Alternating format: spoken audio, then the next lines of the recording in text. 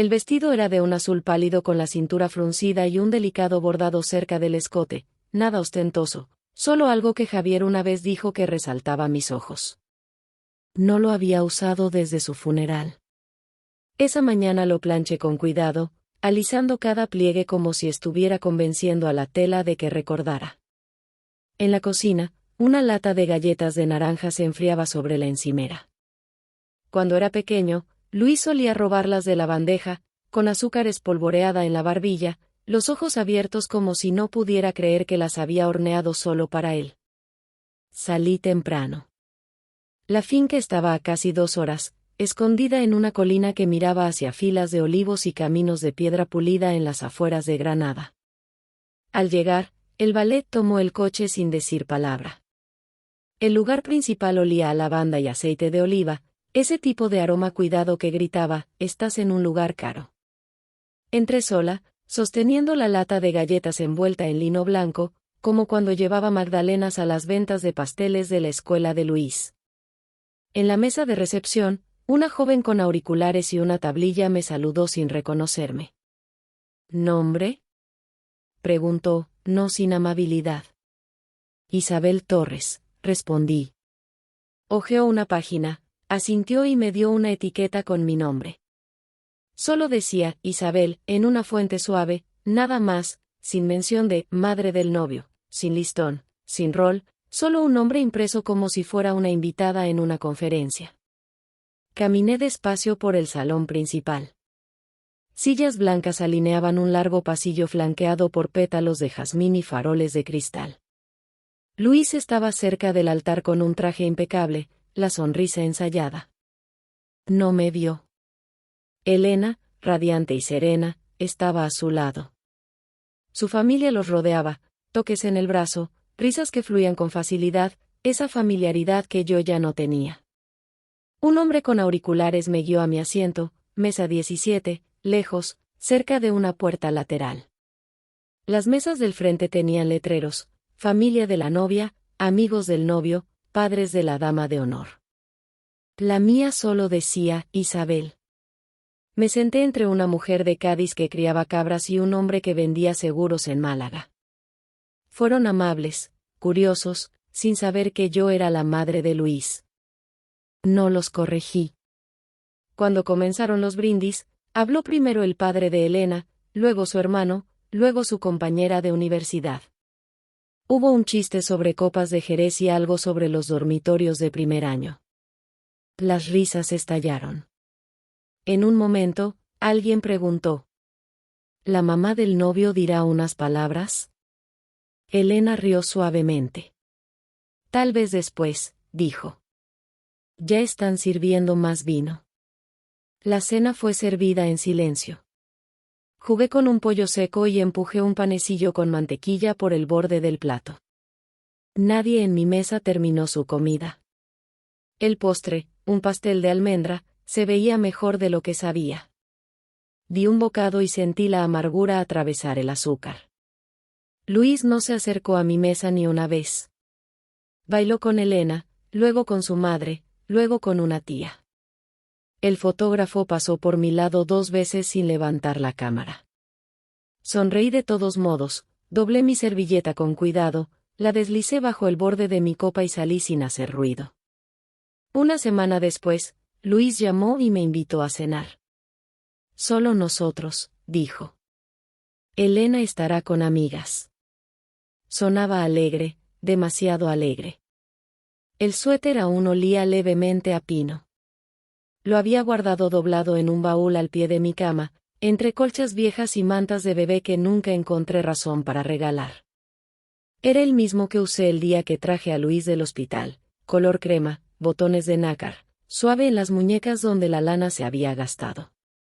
Me lo puse sin alboroto, me recogí el cabello con una pinza floja y empaqué una bandeja de galletas de almendra en una lata forrada con papel pergamino. Su nueva casa estaba justo al borde de Córdoba, en una de esas urbanizaciones nuevas con aceras impecables y faroles idénticos, el tipo de lugar donde cada jardín parece aprobado por un comité.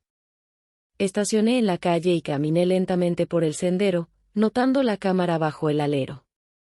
La luz del porche se encendió automáticamente cuando me acerqué, eficiente como todo lo demás. Luis abrió la puerta antes de que tocara, sonrió rápido y tenso. «Pasa», dijo. Me dio un abrazo que apenas llegó a mis hombros. La cocina está por el pasillo. El pasillo olía a moqueta nueva y spray de limpieza con aroma a cítricos. Al entrar en la cocina, noté que la mesa ya estaba puesta, 2 platos, 2 copas de vino, una botella descorchada en el centro. Pero no había olores, ni calor del horno, ni siquiera el zumbido de algo recalentándose. Lo que sí había era una pila ordenada de papeles, sujetados con un bolígrafo azul colocado en diagonal encima. Sirvió el vino con cuidado, elogió las galletas que traje, preguntó por el viaje. Todo parecía memorizado, como un guión ensayado frente al espejo. Luego, con una sonrisa practicada, señaló los papeles.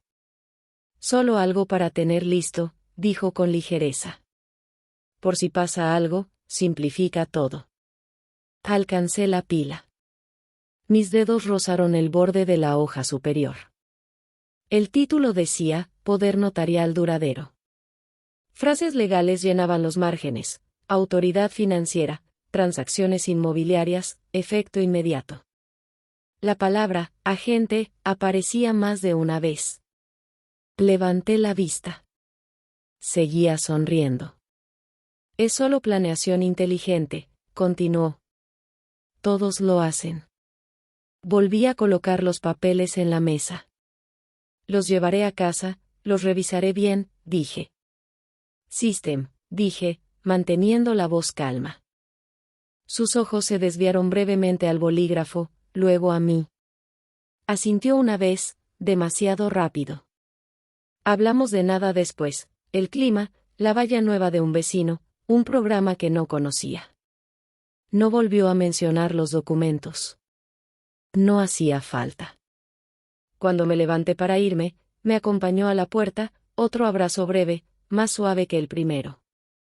La luz del porche se encendió de nuevo cuando salí, bañando la entrada en un resplandor frío. Manejé a casa con la lata de galletas intacta en el asiento del copiloto. No me quité el abrigo al entrar. Me senté en el sofá con la pila de papeles en mi regazo y los miré hasta que el tic-tac del reloj de la cocina dejó de sentirse real. Esa noche recordé algo que Javier dijo hace años, cuando actualizamos nuestros testamentos. Me miró por encima de la mesa y dijo: si me pasa algo, busca en el sótano. Sabrás cuándo es el momento. La casa estaba en silencio, de ese modo pesado que se siente cuando algo cambia dentro de ella. No había encendido ninguna luz desde que llegué, solo el tenue resplandor de una lámpara del pasillo se extendía por el suelo. Mientras estaba sentada con el abrigo puesto, las mangas del suéter envolviendo mis manos como si intentaran mantenerme quieta, los papeles estaban a mi lado en el sofá, intactos desde el viaje. Volvió a mí como un suspiro que no sabía que estaba conteniendo, la voz de Javier, firme y baja, de hace años. Acabábamos de firmar testamentos actualizados y, mientras secábamos los platos en la cocina, lo dijo sin alarde. Si me pasa algo, busca en el sótano. Sabrás cuándo mirar. En ese momento lo descarté. Siempre tuvimos pequeños sistemas, llaves de repuesto en la lata de café, dinero de emergencia detrás de los libros en el estudio. Pero esto no se sentía así. Esto era más profundo, y ahora lo sabía. Bajé las escaleras del sótano despacio, con las rodillas rígidas, el pasamanos frío contra mi palma. Pasé la lavadora, detrás de las cajas marcadas como luces de Navidad y cosas de bebé. Encontré una caja metálica pequeña bajo un estante, detrás de una sábana. Era más pesada de lo que esperaba, fría. La llevé a la mesa plegable y la abrí con manos que comenzaron a temblar. Dentro, todo estaba ordenado. Claro, era de Javier. Una carpeta de cuero etiquetada con mi nombre completo, sobres marcados con fechas, estados de cuenta impresos con pestañas y resaltadores aún brillantes después de tantos años. En el fondo, había una sola nota escrita a mano, doblada una vez, con mi nombre en el frente, en su letra cuidadosa e inclinada. Isabel, sé que no pedirás ayuda aunque la necesites. Por eso me aseguré de que nunca quedes atrapada. Todo lo que encuentres aquí es tuyo, protegido y sólido. No se lo digas a Luis, no porque no lo quiera, sino porque he visto qué pasa cuando la gente cree que merece algo. El dinero no cambia a las personas, las revela. La leí 2 veces, luego otra vez, más despacio. Los documentos mostraban 2 cuentas de inversión, una escritura de una propiedad en Ronda que no recordaba haber discutido, y una anualidad vinculada a un portafolio de retiro de su antigua firma. En total, sumaban poco más de 140 millones de pesos. Me quedé allí mucho tiempo. No lloré, ni siquiera sentí alivio, solo quietud. En ese momento, lo que sentí no fue seguridad, fue algo más pesado, el peso de ser vista antes de que siquiera supiera que estaba desapareciendo. Arriba, los papeles que Luis me dio seguían esperando en la mesa de la cocina. Los tomé, los guardé suavemente en un cajón y comencé a preparar café. Pronto llegaría una llamada, lo sentía. La llamada llegó 2 mañanas después, justo cuando me acomodaba en el solarium con una taza de café tibio y el crucigrama que rara vez terminaba. La pantalla se iluminó con el nombre de Luis, y por un momento dejé que sonara una vez, luego 2, antes de contestar. Hola, mamá, dijo, alegre, medido. Bailamos con algunas cortesías, el clima, su nueva valla, algo sobre Elena intentando una receta nueva. Luego, su voz bajó, se suavizó, de esa manera que usa la gente cuando quiere que algo suene como preocupación en lugar de control. Solo quería ver si ya revisaste esos papeles, dijo. Los vi, respondí. Una pausa, apenas perceptible, pero ahí estaba. Es solo que, bueno, ¿sabes cómo son las cosas a tu edad? Continuó con cuidado. Infartos, problemas de memoria. Leí un artículo el otro día sobre una mujer que perdió acceso a sus cuentas por meses. Y una amiga de Elena, su mamá olvidó todas sus contraseñas después de una caída.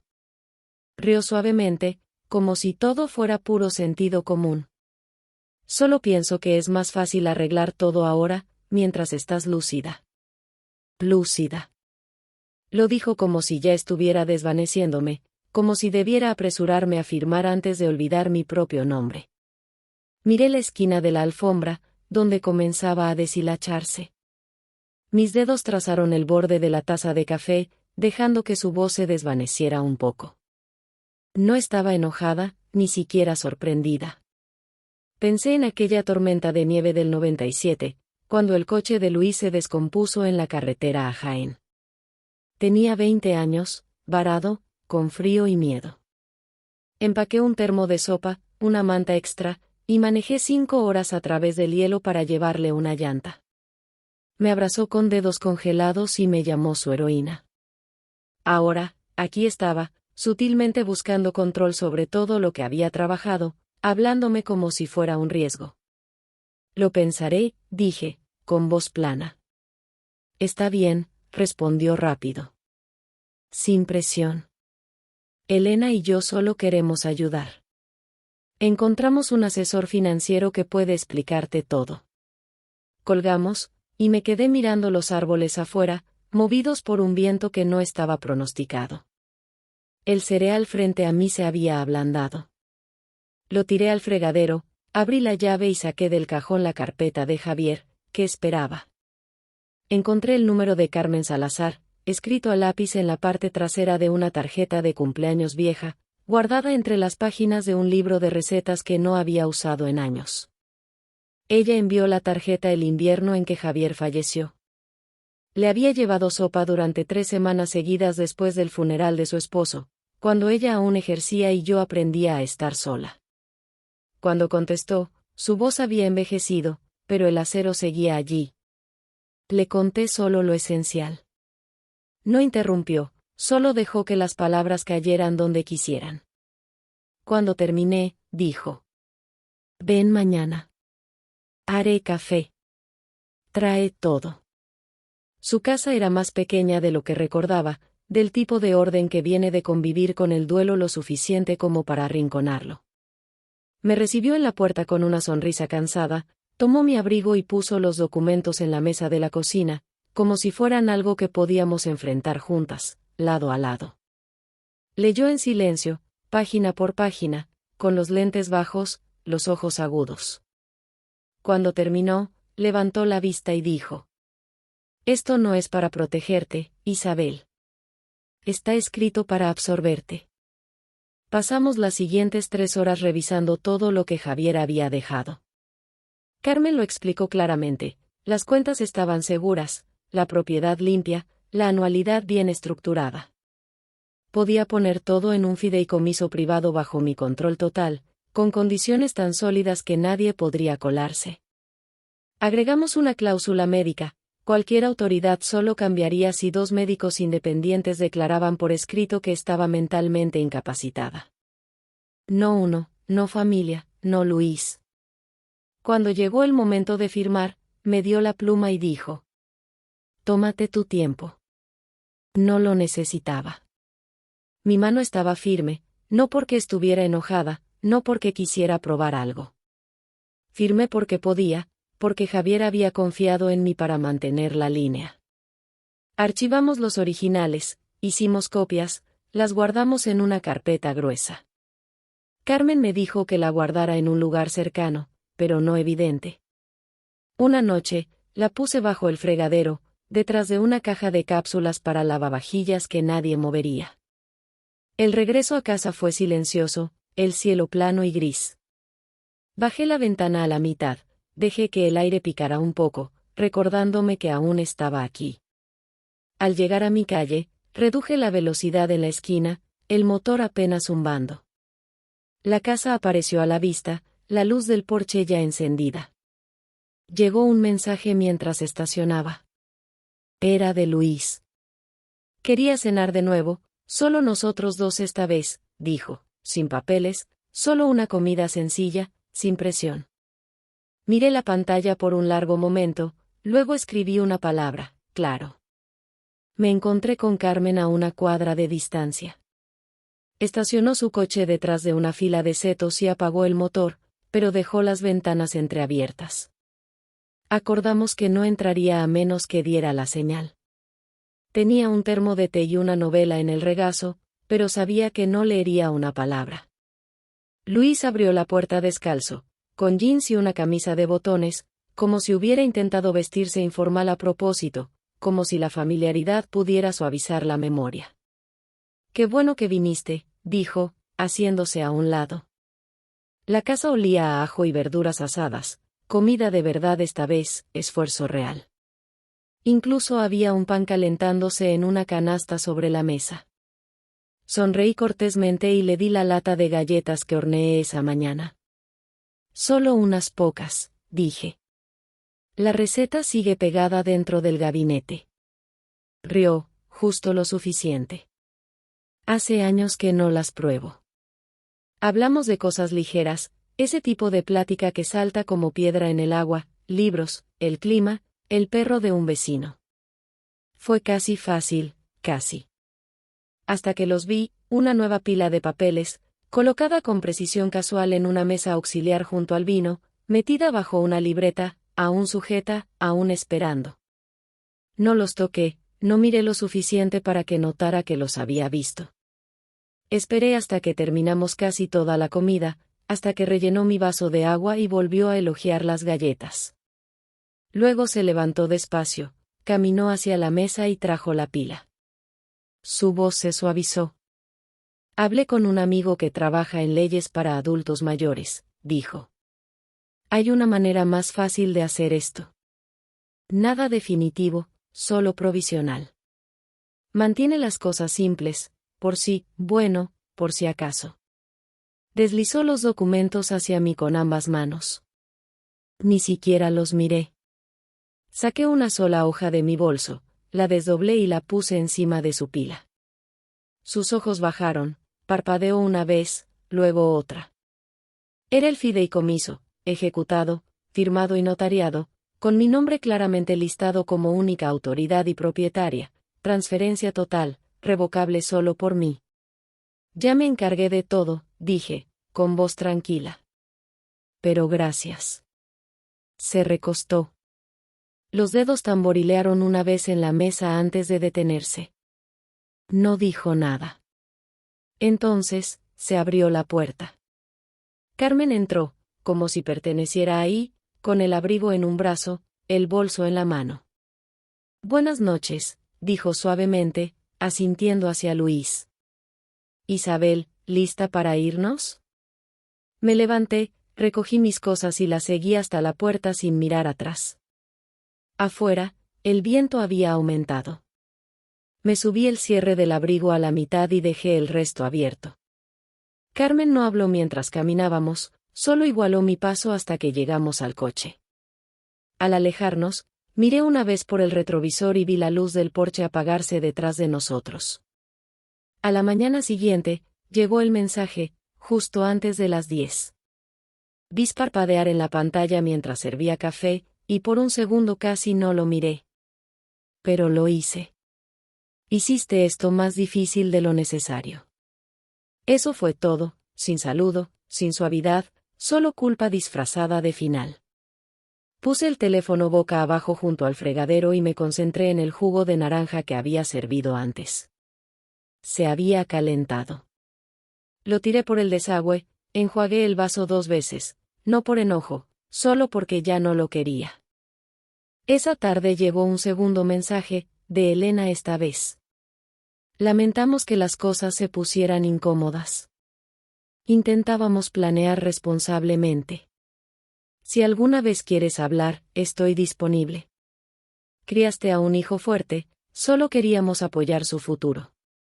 Leí sus palabras 2 veces. Eran suaves en la superficie, pero debajo había algo más filoso, como si se hubiera trazado una línea y yo me hubiera salido del lugar. No respondí, tampoco lo borré. Solo dejé el teléfono a un lado y dejé que el silencio se extendiera.